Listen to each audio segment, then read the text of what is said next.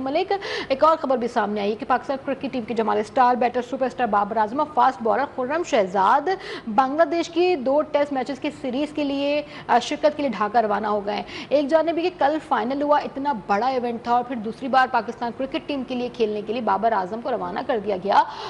फिर से वही बात आएगी, अगर बाबर आजम फॉर्म में वापस आए तो रेगुलर इतना खेलना, कहीं पर भी फिटनेस या फिर जो रेस्ट की बात है उसे फिर एक बार इग्नोर किया जा रहा है। हाँ जी, देखें, असल ड्यूटी तो यही है कि नेशनल टीम की ड्यूटी है और बांग्लादेश जाना जरूरी था। टेस्ट चैंपियनशिप की वो सीरीज है और हमारे लिए बहुत ही इंतहाई अहमियत की हामिल वो सीरीज है। अगर हम वो सीरीज जीतते हैं तो आगे हमने वेस्ट इंडीज से खेलना है, और टेस्ट चैंपियनशिप में अगर हम ये कंटिन्यूसली 2 सीरीज जीत जाते हैं तो उसके बाद हमारा जो सबसे बड़ा मार्का होगा वो इंग्लैंड के खिलाफ है। अगर वो हम बराबर भी कर देते तो कहीं ना कहीं इस टेस्ट चैंपियनशिप के फाइनल में हम जगह बनाने में कामयाब हो जाएंगे, जो शायद पहली बार होगा। तो ये तो सबसे ज्यादा जरूरी चीज थी। अदर देन अगर हम बात करें बाबर आजम बिग बैश से इस पूरे साल की, अगर हम पिछले साल से अगर काउंट करते हैं, बिग बैश, फिर उसके बाद T20 वर्ल्ड कप, फिर उसके बाद PSL, फिर फौरी तौर पे बाबर आजम जो है वो यहाँ आके वो बांग्लादेश की तरफ चले गए। तो हाँ, वर्कलोड है, लेकिन as compared to fast bowler batsman के ऊपर वर्कलोड और उसकी स्ट्रेंथ के ऊपर शायद इतना जोर नहीं लगता जितना फास्ट बॉलर का लगता है।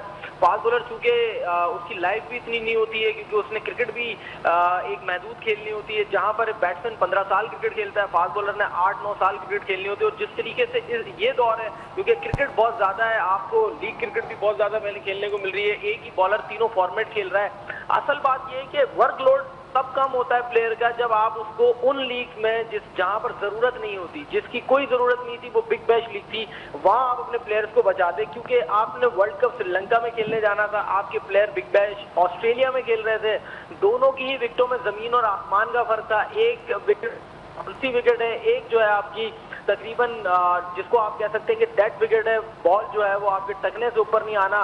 अगर मैं श्रीलंका की विकेटों की बात करूं, पाले के लिए या कोलंबो की, ये एक बड़ा वाज़ेह फर्क है।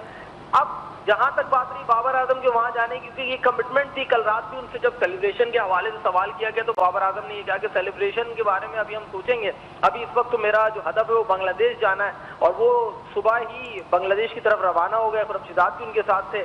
तो ये इस वक्त हमारा स्क्वाड वहां पहुंच गया है, और जो जुम्मे वाले दिन हमने वहां टेस्ट मैच खेलना है, कल 2 मैच की सीरीज है और ये जीतनी हमारे लिए बहुत जरूरी है। बात यह है कि बाबर आजम फॉर्म में वापस आए, लेकिन आप इसका तखमीना टेस्ट मैच से नहीं लगा सकते। वो T20 में परफॉर्म करके गए।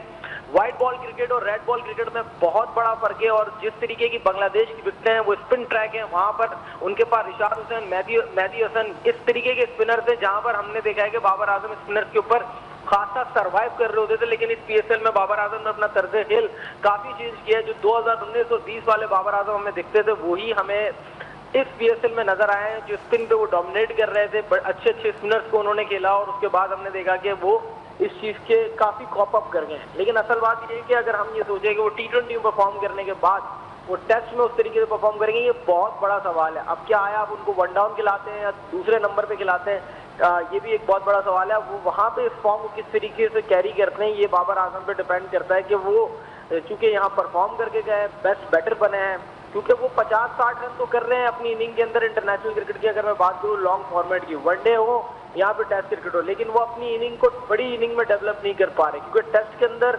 50 रन की इनिंग उस वक्त पहले साथ ही रहिएगा।